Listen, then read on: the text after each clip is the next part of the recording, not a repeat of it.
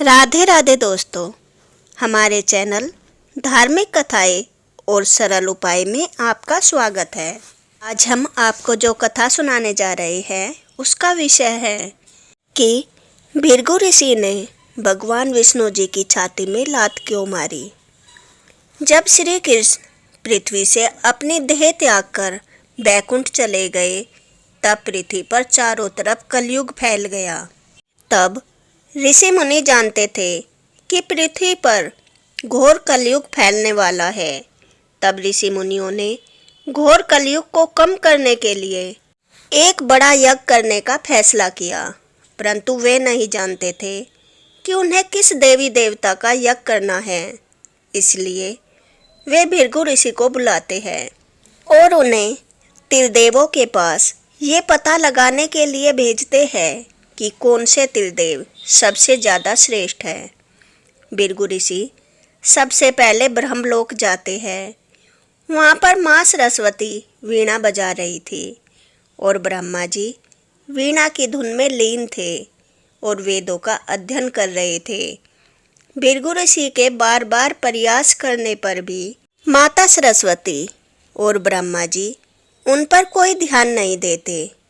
भृगु ऋषि इस पर बहुत क्रोधित हो जाते हैं और ब्रह्मा जी को यह श्राप देते हैं, हे ब्रह्मदेव, तुमने मेरा बहुत अपमान किया है। मेरे ब्रह्मलोक में पधारने पर तुमने कोई ध्यान नहीं दिया और न ही मेरा स्वागत किया। इसलिए मैं आपको श्राप देता हूँ, पृथ्वी पर आपकी कभी पूजा नहीं होगी। भृगु ऋषि, आप मेरे सबसे ज्ञानी पुत्रों में से एक हो। मेरा आशीर्वाद सदैव तुम पर रहा है, लेकिन आज आपने ज्ञान और समझदारी में अंतर जाहिर कर दिया। आपको शास्त्रों का ज्ञान था कि आपने ब्रह्मलोक तक का सफर तो तय कर लिया, परंतु समझदारी और संयम की कमी के कारण आप ब्रह्मलोक के स्वामी और स्वामिनी को ही नहीं समझ पाए। अब आप कैलाश की ओर प्रस्थान कीजिए, देखते हैं आपको यह यात्रा क्या फल देती है। उसके बाद भृगु ऋषि कैलाश की ओर प्रस्थान करते हैं। वहाँ भगवान शिव और माता पार्वती ध्यान में लीन थे। भृगु ऋषि कैलाश पर्वत पहुँचने के बाद भगवान शिव और माता पार्वती की तपस्या को भंग करने का प्रयास करते हैं। उसके बाद भगवान शिव क्रोधित हो जाते हैं। महादेव को क्रोध में देखकर भृगु ऋषि भी क्रोधित हो जाते हैं और महादेव को श्राप देते हैं कि पृथ्वी पर हमेशा आपकी पूजा लिंग रूप में ही होगी, मूर्ति रूप में नहीं।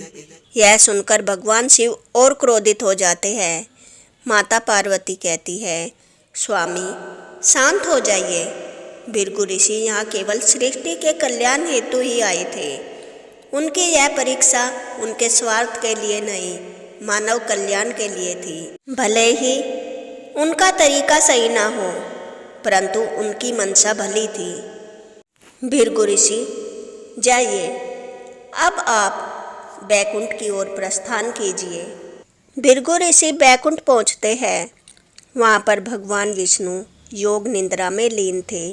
यह देखकर कि भृगु ऋषि के आते ही विष्णु जी ने उन्हें प्रणाम नहीं किया, भृगु ऋषि क्रोधित हो जाते हैं और भगवान विष्णु की छाती में लात मारते हैं। और जहाँ भृगु ऋषि विष्णु जी के हृदय में लात मारते हैं, उस स्थान से माँ लक्ष्मी प्रकट होती है और लक्ष्मी माँ क्रोधित हो जाती है। भृगु ऋषि, आपको अपने ज्ञान पर इतना अहंकार है, परंतु आपको इतना भी नहीं पता कि नारायण के हृदय में हमारा वास है। आपकी वह लात आकर मुझे लगी है। और भृगु ऋषि को अपनी गलती का एहसास हुआ ही था कि इतने में भगवान विष्णु जी भृगु ऋषि के पांव पकड़ लेते हैं। विष्णु जी भगवान भृगु ऋषि से कहते हैं, ऋषिवर, आपके पांव में चोट तो नहीं लगी। भृगु ऋषि भगवान विष्णु का कोमल स्वभाव देखकर अति प्रसन्न हो जाते हैं। स्वामी, आप ये क्या कर रहे हैं? भृगु ऋषि ने मुझे लात मारी है और आपको उनके पांव की चिंता है। यह अपमान मैं सहन नहीं कर सकती। भृगु ऋषि, मैं आपको श्राप देती हूँ, आपके ब्राह्मण कुल में लक्ष्मी किसी के घर कभी नहीं आएगी। नहीं नहीं माता, ऐसा श्राप मत दीजिए। लक्ष्मी के बिना ब्राह्मण कुल में हर कोई गरीबी और बीमारी से मर जाएंगे। और तभी विष्णु जी भगवान बोलते हैं, आप परेशान मत होइए ऋषिवर, आपको याद नहीं होगा, लेकिन आपने अपने पूर्व जन्म में मेरी बहुत तपस्या की थी, परंतु कोई वरदान नहीं मांगा था। आप चाहे तो वह वरदान अभी मांग सकते हैं और अपनी दुविधा को दूर कर सकते हैं। हे भगवान, माँ लक्ष्मी ने ये श्राप दिया है कि किसी ब्राह्मण के घर में वे कभी नहीं आएगी, तो मैं अपने वरदान से उस श्राप को तोड़ना चाहता हूँ और मैं ये वरदान मांगता हूँ कि माँ लक्ष्मी मेरी पुत्री के रूप में जन्म ले और एक ब्राह्मण के घर में आए।